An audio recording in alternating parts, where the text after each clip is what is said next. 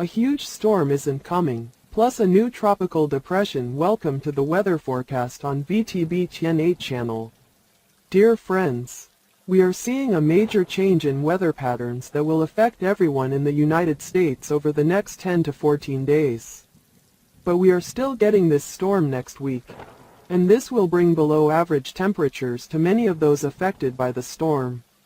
We will look at the fall outlook for 2025, and then, as we move into the winter of 2025-2026, look at the temperature and precipitation trends for what you can expect for the upcoming fall and winter. Plus, after weeks of tracking, we finally have an official tropical depression off the Atlantic. We are seeing what is happening in the tropics. We have a Category 7 depression. This depression is going to become Gabrielle and become a tropical storm moving somewhere in the area towards Bermuda. There will be a lot of rain. If you like this video, please share it with your friends, family and on social media. Comment in the comments below the video. I really appreciate it. And we still have what's shaping up in the Central America, the Western Gulf of Mexico right after that. A small area that could get tornadoes, but we still have the risk. The strong winds and the hail. I also made my forecast yesterday with all the high winds in that system that's hitting Virginia Beach and the mid-Atlantic pretty hard. Today, you could see an isolated thunderstorm in any of those areas. There's a risk of tornadoes. It's a small threat. So if you're in Damascus, Texas, be aware of the tornado risk. From what I'm seeing in western Kansas, maybe southeast Colorado, there's a risk of damage and strong winds.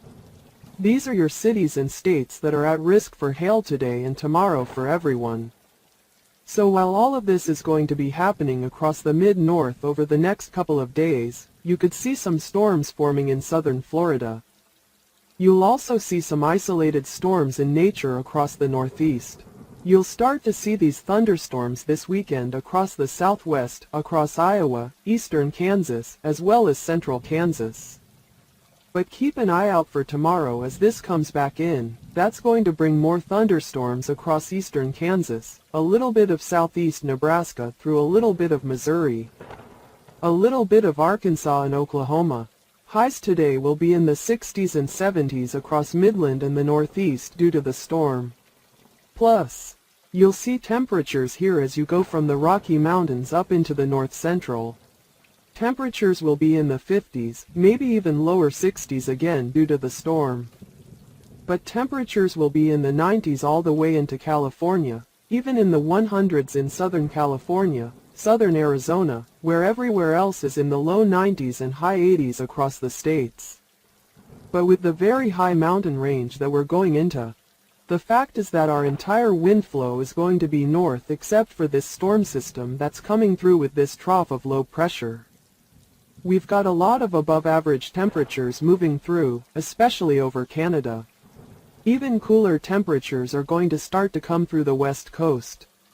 So as we come back after the weekend, as you get through Monday into Tuesday, we're going to see this deep trough come through the storm system. It's moving more north, maybe even a little bit further south, a little bit longer.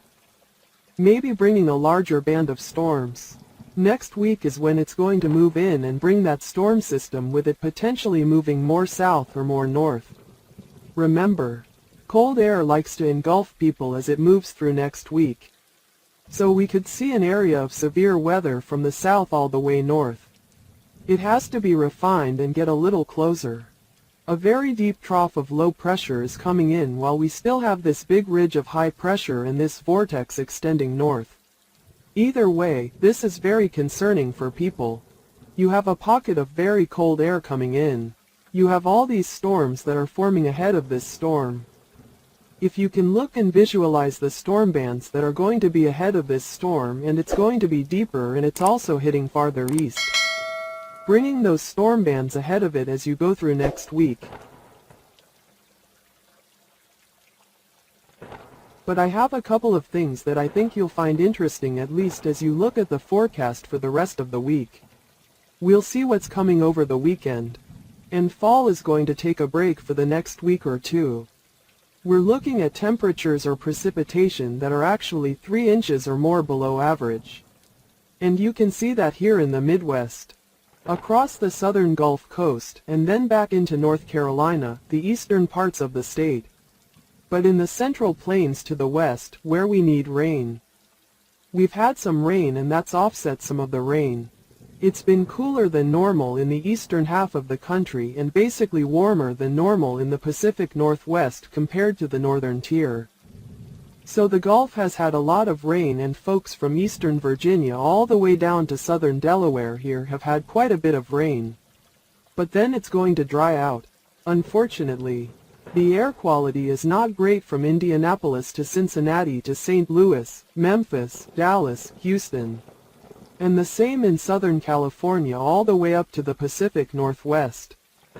The only real weather danger that we have to watch is a slight risk of severe thunderstorms right here in the Texas and Oklahoma panhandle around southeast Colorado, and then a slight risk around there. The threat is mainly large hail and wind. Look at this big area of low pressure in the upper level. You can see curves like this. That's going to bring rain. More rain to the Dakotas and into the Midwest over time, but it's going to slowly move east. And look, Area 1 is here over the Midwest Plains, then down into Florida and then in the Mid-Atlantic. And in fact, you can watch another area here in California and the desert southwest for precipitation as we head out in time. We're heading into Saturday morning. Rain continues in parts of the Midwest. Rain is moving into the Four Corners area. Florida, you'll see showers and thunderstorms, especially in South Florida, every day. Then scattered showers through Saturday night. Those showers will taper off in the south, but you'll see some scattered showers and thunderstorms every day in the south. And there's still rain Saturday morning in Minnesota and Wisconsin, and in the Chicagoland area.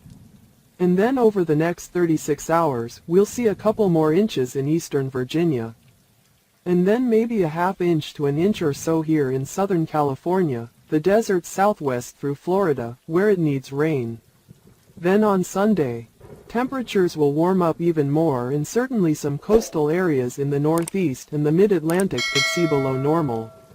And that will increase as we go into next week.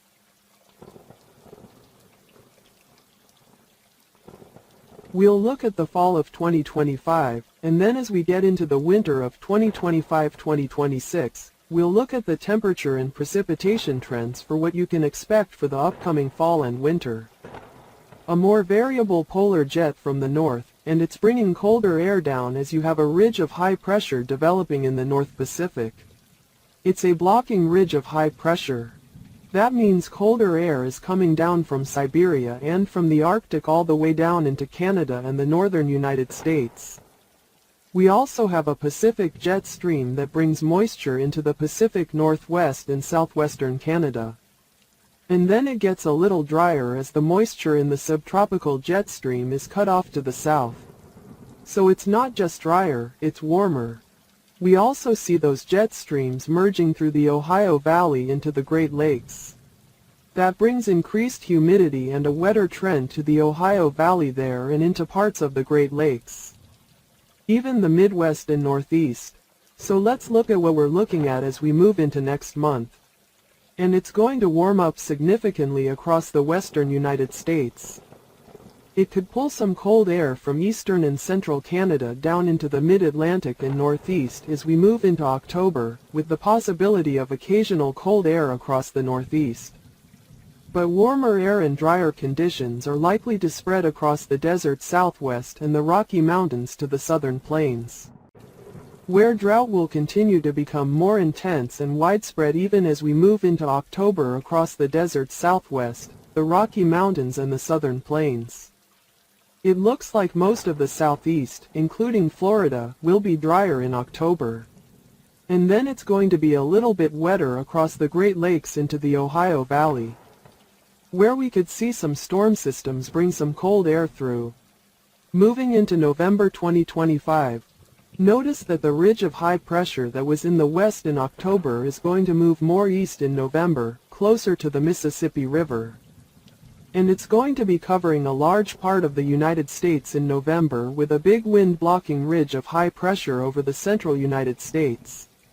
But overall, November looks like it's going to be a warmer month over the Rockies and into the plains and a little bit cooler on the East Coast. So the drought trend that we've seen near the Mississippi Valley into the Tennessee Valley and the Ohio Valley is still going to be fixed. I think we're still going to see some rain opportunities. And then it looks like the Pacific Northwest and Western Canada, Alaska is looking pretty wet, and some parts of northeastern New England are looking wet as we get into November. My frost forecast for fall 2025. Frost and freezes have started earlier across the upper Midwest into the Great Lakes, some parts of the Northwest Ohio Valley. December 2025. A big ridge of high pressure in Alaska. That will reduce the pressure here. What goes up must come down, and that brings colder air from Hudson Bay and the Arctic down into southern Canada and even the northern tier of the United States. We'll probably have a storm track in the northern United States as we get into December, and that could pull some of that colder air down. It'll be warmer in Alaska with a ridge of high pressure in the way, but it will pull cold air from the Arctic and possibly Siberia down into southern Canada and the northern tier of the United States.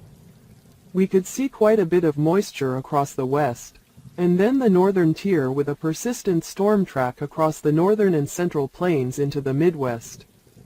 The Ohio Valley here of the Great Lakes is cut off a little bit towards the northeast. In the southwest of the U.S., bringing in warmer air as that ridge forms in Alaska. Warmer air there as well. But then it builds up some active weather. I think it's still active in the Pacific Northwest. I think it's a little overdone with wet weather in the southwest if that positive PNA is confirmed as we move into January. And then I think we'll have some larger storm systems from the northern Red River Valley up into the Midwest, the Ohio Valley and the Great Lakes. This could include some blizzards and snowstorms as we move into January. And finally, by February 2026, I think the polar vortex is pretty much done. And it's going to pull further south and maybe get pushed into the northern United States with a big ridge of high pressure in the North Pacific. And that's going to be a typical winter picture here, where we just have really cold weather across the southern Canadian prairies, the northern United States. Warmer in Alaska with a ridge of high pressure blocking in the North Pacific.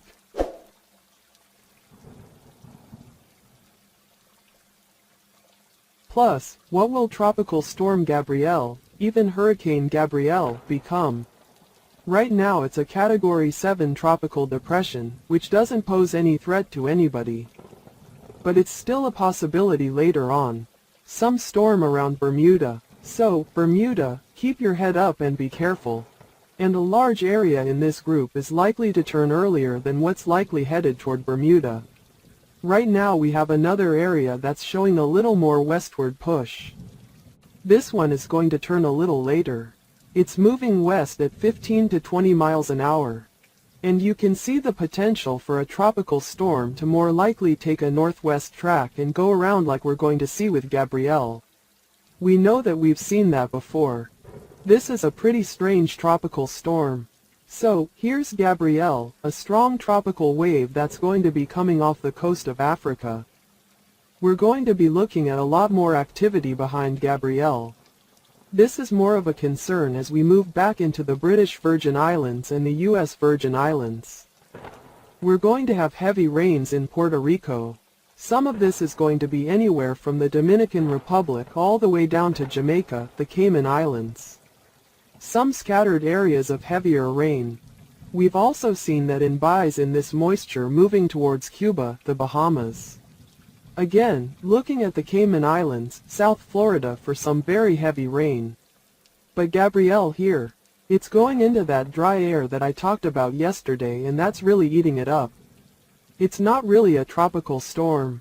What I'm looking at, a little bit of upper level vortex here. That's going to be creating strong winds that could knock the top of the storm down, and the rains that are forming, that could build up. That's what strong winds do. The crosswinds can really tear a system apart. And then as we go back to Haiti, the Dominican Republic, Back to Puerto Rico, the British Virgin Islands and the US, some areas have heavy rain. That's pretty dangerous. The rain potential is still high here even in the northeastern Caribbean, but some of us are still dry. Back to Gabrielle, the winds are very weak. But if it just combines with this tropical disturbance for a little bit, it could strengthen again as it approaches Bermuda. So again, Bermuda, we're watching this very carefully. Yes, those tropical waves are coming in as they bring the moisture from our Caribbean back into the Gulf. Conditions become more favorable for development. And that's something we really need to pay attention to through the end of the month. That's going to happen over the weekend. So as we head into the weekend, most of the models are looking for Gabrielle to still be a little weak, but it's moving through dry air at the moment. And this is the front that's helping to hold it and lift it north. That's why it's missing the Caribbean and then tracking what's going to happen off the coast of Africa.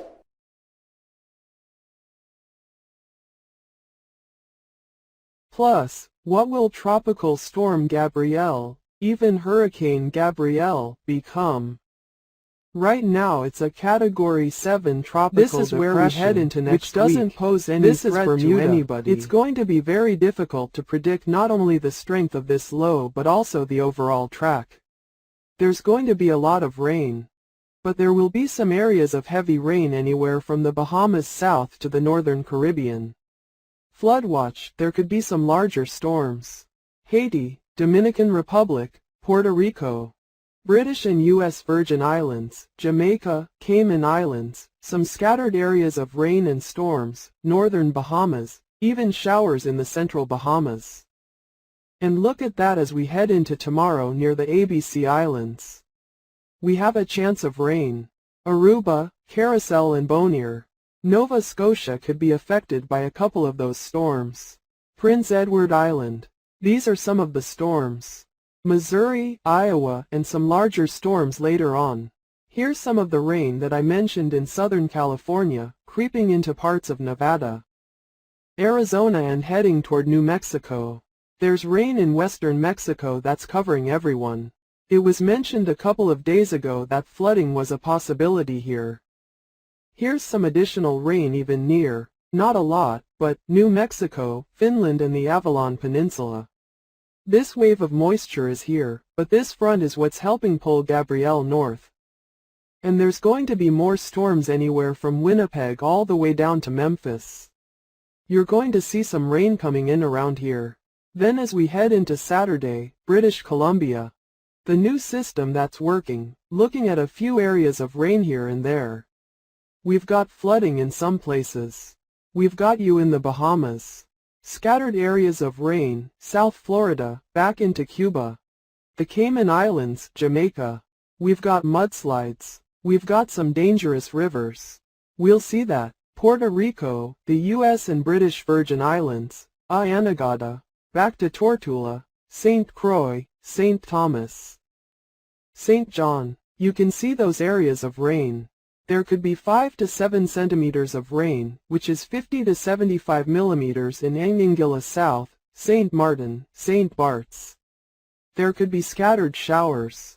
Dominica, Martinique, St. Lucia, St. Vincent, Grenadines, Barbados, Grenada, Trinidad and Tobago. Some parts of Mexico, Guatemala, El Salvador, western Honduras. Western and central back to south-central areas of Belize, watch for some heavier rains. Some parts of Nicaragua, Costa Rica, Panama. Likewise, over 100 millimeters of rain is possible. Having mentioned some areas of Mexico, especially along the Pacific coast, up near Baja, some western areas will see heavier rain. And the moisture will return to Southern California. Some areas of Arizona, New Mexico, where there is a chance of about 2.5 centimeters of rain. If you like this video, please share it with your friends, family and on social media. Comment in the comment section below the video. I really appreciate it. Please subscribe to the channel to follow. Thank you for watching the news on VTB Tien 8 channel.